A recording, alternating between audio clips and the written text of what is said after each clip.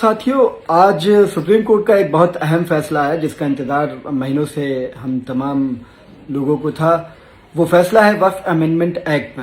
حالانکہ آج کا جو فیصلہ ہے وہ ایک انترم فیصلہ اور ابھی اس پیٹیشن پر بحث جاری رہے گی اور فائنل ججمنٹ آنا باقی ہے، پر آج چیف جسٹس بی آر گوئی صاحب کی بینچ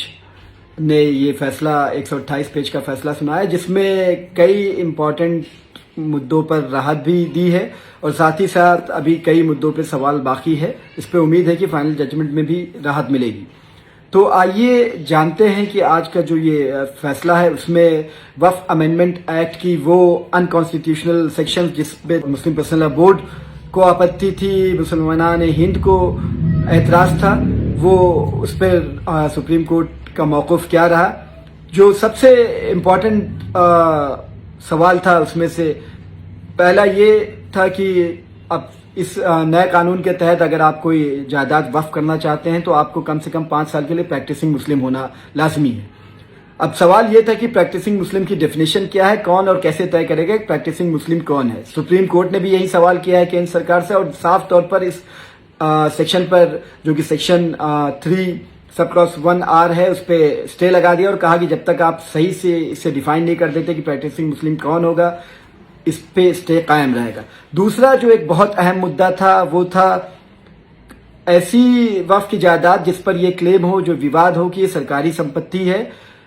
اس پہ یہ ایکٹ کہتی ہے کہ اگر کسی وقف کی جائیداد پر سرکاری سمپتی کا وواد ہوتا ہے تو اس کا مالکانہ حق ڈی ایم کلیکٹر طے کریں گے۔ اس پر لوگوں کو بڑا خدشہ تھا، بڑی بے چینی تھی۔ سپریم کورٹ نے صاف طور پر اس سیکشن کو غیر آئینی قرار دیا، انکانسٹیٹیوشنل قرار دیا اور section 3C sub class 2 section 3C sub class 3 sub class 4 کو اسٹے لگا دیا اور کہا ہے کہ وقف ایکٹ میں آلریڈی سیکشن 83 کے تحت وقف ٹرائبونل موجود ہے۔ اگر کسی وقف جائیداد پر کسی کو کوئی آپتی ہے، اسے وہ سرکاری سمپتی سمجھتے ہیں تو وہ وقف ٹرائبونل میں اپیل کریں اور وقف ٹرائبونل کا فیصلہ ہی آخری فیصلہ ہوگا۔ تو جو مداخلت ہونی تھی ڈی ایم کی جس کے تحت وہ ریلیجیس کریکٹر کو بدل سکتے تھے، وقف کی پراپرٹی کو، وہ اس کے ریونیو ریکارڈز میں اس کے ریکارڈ کو تبدیل کر سکتے تھے، وہ سرکاری سمپتی کا مالکانہ حق طے کر سکتے تھے، ان تمام حقوق کو سپریم کورٹ نے چھین لیا۔ تیسری بڑی جو ایک فکر کی بات تھی وہ یہ کہ وقف بورڈ میں جو تمام غیر مسلم ممبر بننے والے تھے، سپریم کورٹ نے حالانکہ اسے اسٹے تو نہیں دیا پر یہ طے کر دیا ہے کہ سینٹرل وقف کونسل میں جس میں 14 ممبر میں سے صرف 4 غیر مسلم ممبر ہو سکتے ہیں میکسیمم، اسٹیٹ وقف بورڈ میں 11 میں سے میکسیمم 3 غیر مسلم ممبر ہو سکتے ہیں اور سی او کو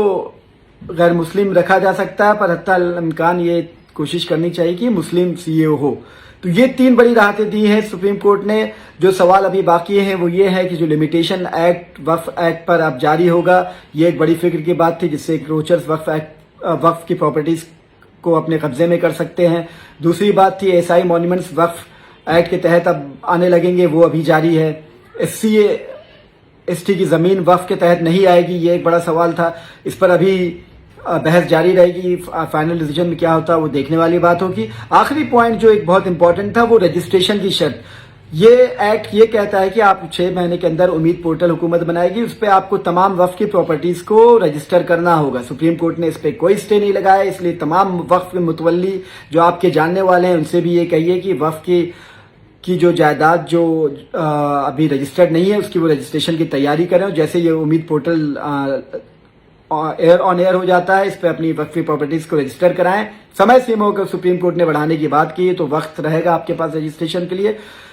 تو یہ سمری تھی آج کے سپریم کورٹ کے فیصلے کی۔ دوسری بات، مسلم پرسنل لاء بورڈ نے اس فیصلے پر اپنی مایوسی کا اظہار کیا ہے اور کہا ہے کہ یہ فیصلہ انکمپلیٹ اور انسیٹسفیکٹری ہے، پر چونکہ ابھی بحث مباحثہ آگے جاری رہے گا، سپریم کورٹ میں سنوائی جاری رہے گی، تو ہم امید کرتے ہیں کہ جو قابل وکلا ہیں وہ اس پر اور